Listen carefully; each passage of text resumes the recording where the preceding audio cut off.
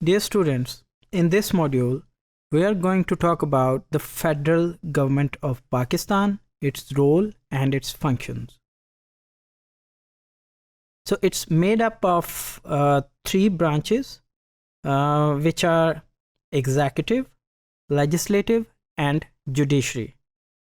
And it is represented by Prime Minister, the Parliament, and Supreme Court of Pakistan. The duties and powers of the branches are usually defined and amended by the acts of the Parliament. And as you can see that this is the organogram of the federal government of Pakistan. You will see that this how this structure is being distributed in its sub branches. If we talk about the executive branch, it is of one solely responsible and authorized to perform the daily administration of state bureaucracy, and it is composed of starting from the Prime Minister and then the federal cabinet. The Prime Minister of Pakistan is considered the head of the government of Pakistan, and it leads the executive branch of the government. The whole bureaucracy comes under the Prime Minister of Pakistan and is elected by the members of National Assembly, and he or she can enjoy this position for the duration of 5 years. He or she is considered responsible to appoint Federal Council of Ministers, also running the different operations of government in order to see the smooth functioning of different government institutions, as well as making sure that all these different institutions are working properly for their constitutional provisions. The cabinet have a maximum of 50 members, including Prime Minister, and each cabinet member must be the member of Parliament. Once appointed by the Prime Minister, all the cabinet ministers are officially confirmed to their appointment by the President of Pakistan through a very special oath ceremony. So here you can see that how cabinet is sitting together to decide about the fate of the nation.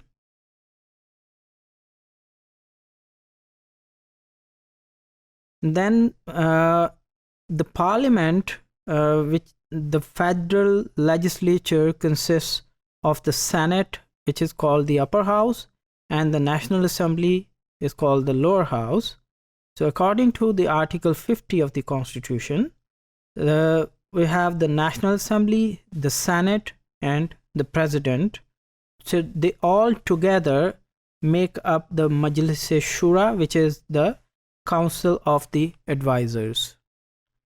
The President of Pakistan is considered the ceremonial head of the state, which is the civilian commander of Chief of Pakistan Armed Forces as per the Constitution of Pakistan, and it also empowers the President to grant the pardon for any of the punishments incurred by the judicial system of Pakistan, and it reprieves and has the control over the military power.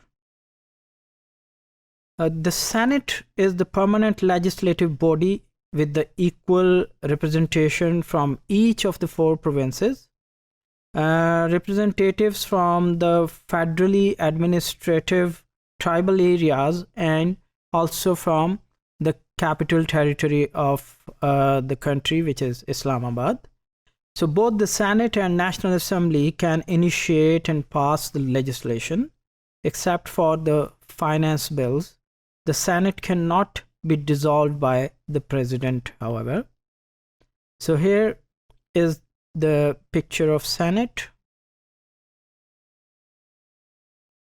And then we have the National Assembly. The members of National Assembly are elected by the adult population of the country through the democratic process or through the elections.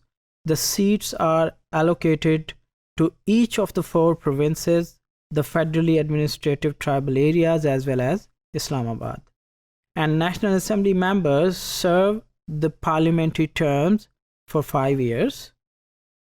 Vast majority of members are Muslim, since almost 98% of Pakistani population is Muslim population. So they are pretty much representative of the Muslim population. However, about 5% seats are reserved for minorities, including Christians, Hindus, and Sikhs. More than 50 special seats are also available for the representation of women, because we are trying to replicate the Western model of gender equality. So that's why the women are selected by the respective party heads. And then we have the judiciary, that includes the Supreme Court on the top, and then we have the provincial high courts, the district session courts, civil and magistrate courts, and then some federal and provincial, as well as tribunes as well, such as the services court, income tax and excise court, banking court, and the board of revenues tribunals. As far as the Supreme Court is concerned, it has the original appellate and advisory jurisdiction. The judges are appointed by the president after a consultation with the Chief Justice, whereas the Chief Justice and other judges of the Supreme Court may remain in the office until the age of 60, which is the retirement age. So here is the picture of Supreme Court of Pakistan. If we talk about the Islamic law, which is being governed by the Federal Sharia Court of Pakistan, it has the power to examine and to determine whether the laws of the country comply with that of the Sharia or religious law. It also decides about the Hudud ordinance or the Hudud cases, and then the decisions of the court are binding on the High Court. So if the Federal Sharia Court decides about whether it is against the rules or against the Sharia of Islam or Islamic or religious constitution, then it has more value as compared to the decision made by the High Court. So it has the subordinate judiciary, and the court appoints its own staff, and it has to frame its own rules and regulations by which it needs to run its functions. So it consists of 8 Muslim judges. 3 are required to be ulama who are well versed in the Islamic Sharia law, and then judges hold the office for the period of 3 years. However, it may be extended by providing or offering extension from the President of Pakistan. The provincial and high courts currently in all the 4 provinces of Pakistan are functioning, and after the approval of 18th constitutional amendment, a new high court is established at the federal capital Islamabad with the name of Islamabad High Court. Special courts and tribunals are to deal with the specific kinds of cases, such as the labor court or the disputes between the laborers and the hiring authorities, And appeals from special courts go to the high courts, except for the labor and traffic courts, which have their own forums of appeal. And appeals from tribunals go to the Supreme Court, then, which is the highest authority. And then we have a mechanism of ombudsman, also called the muhtasib.